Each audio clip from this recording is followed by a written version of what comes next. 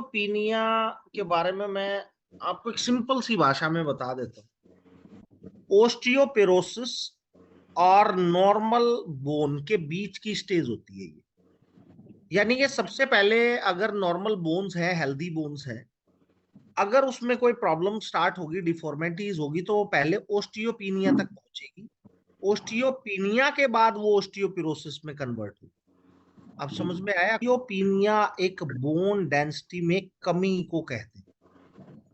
Bones की density का कम होने का मतलब है कि आपकी हड्डियों में उतना खनिज लवण नहीं है जितना होना चाहिए।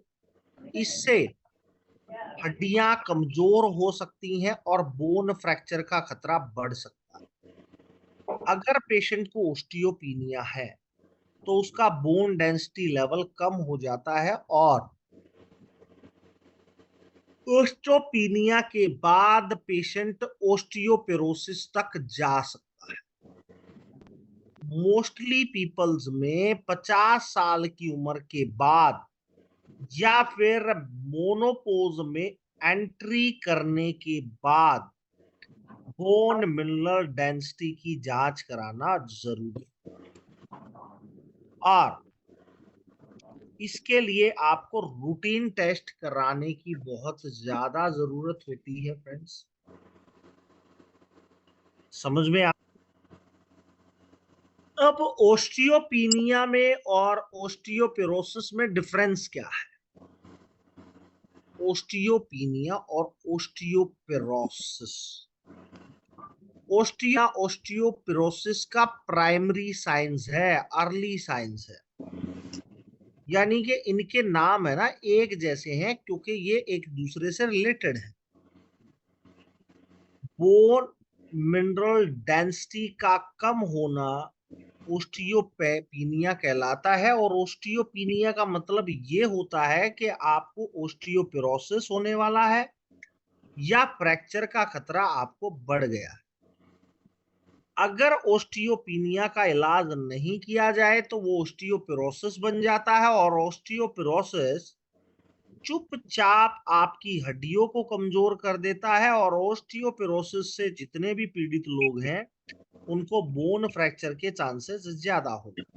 ओस्टियोपेरोसिस हो गया, हल्का सा फिसलने से, हल्की सी चोट से भी उसकी बोन फ्रैक्चर हो जाती है। नोट। अब ओस्टियोपीनिया का आमतौर पर कोई सिम्टम्स नहीं आता है भाई जिससे आप ये महसूस कर सकें कि आपको ओस्टियोपीनिया हो गया है या ओस्टियोपेरोसिस हो गया है। ओस्टियोपीनिया आमतौर पर उम्र बढ़ने के साथ साथ होना बहुत जरूरी होता है क्योंकि 35 साल की उम्र के बाद आपकी जो बोन की रीमॉडलिंग है वो होनी बंद हो जाती है और उम्र बढ़ने के साथ साथ लोगों की हड्डियों की जो डेंसिटी है वो कम हो जाती है और वो कम होने के बाद ओस्टियोपीनिया के चांसेस बढ़ जाते हैं। फटाफट नोट कीजिएगा दोस्तों, इसके रिस्क फैक्टर क्या क्या है। 50 साल से अधिक उम्र के लोगों को ओस्टियोपीनिया होता है। ओस्टियोपीनिया महिलाओं को ज्यादा होने के चांसेस होते हैं। पोस्ट मोनोपोजल कंडीशन में ओस्टियोपीनिया ज्यादा हो सकता है। जो लोग स्मोकिंग करते हैं, तंबाकू का यूज करते हैं, उन लोगों को ओस्टियोपीनिया हो सकता है।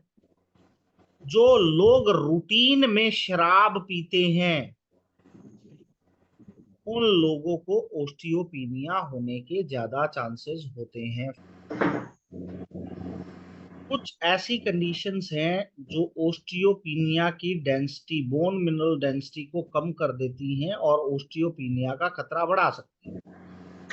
हाइपरथायरॉयडिज्म वाले पेशेंट को ओस्टियोपीनिया होने के चांसेस होते हैं।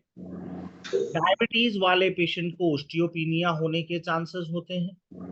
क्रोनिक किडनी डिजीज वाले पेशेंट को ओस्टियोपीनिया होने के चांसेस रहते हैं। माल न्यूट्रिशन वाले पेशेंट को ओस्टियोपीनिया के चांसेस होते हैं। कैल्शियम या विटामिन डी की कमी वाले पेशेंट को ओस्टियोपीनिया के चांसेस होते हैं। हार्मोनल बैलेंस क्यूसिंग सिंड्रोम वाले पेशेंट को ओस्टियोपीनिया होने के चांसेस रहते हैं।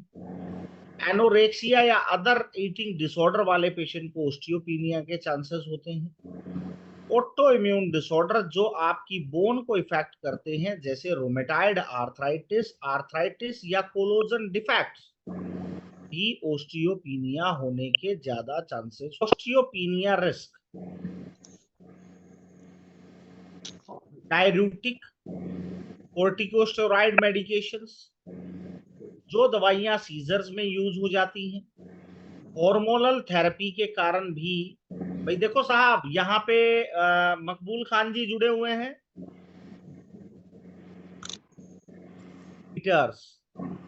एसिड रिफ्लैक्स के इलाज में जो मेडिसिन्स यूज होती हैं, जो कैल्शियम के एब्जॉर्प्शंस को इफेक्ट करती हैं, उन लोगों को ओस्टियोपीनिया होने के ज्यादा चांसेस होते हैं। अब ओस्टियोपीनिया के कॉम्प्लिकेशंस क्या क्या हैं? हड्डी का फ्रैक्चर और ओस्टियोपोरोसिस का खतरा बढ़ना ओस्टियोपीनिया की प्रमुख जटिलताएं, कॉम्प्लिकेशंस। ओस्टियोपीनिया अपने आप में कोई सिम्टम्स नहीं पैदा करेगा, लेकिन बोन डेंसिटी कम होने के बाद, चोटों या गिरने के बाद बोन फ्रैक्चर के चांसेस ज्यादा हो। नोट हो गया दोस्तों? ओस्टियोपीनिया को डायग्नोज करने के लिए आपको क्या क्या करना है? बीएमडी टेस्ट कराना पड़ेगा, एक्सरे कराना पड़ेगा, डेक्सा स्कैन कराना पड़ेगा। क्या क्या कराना पड़ेगा?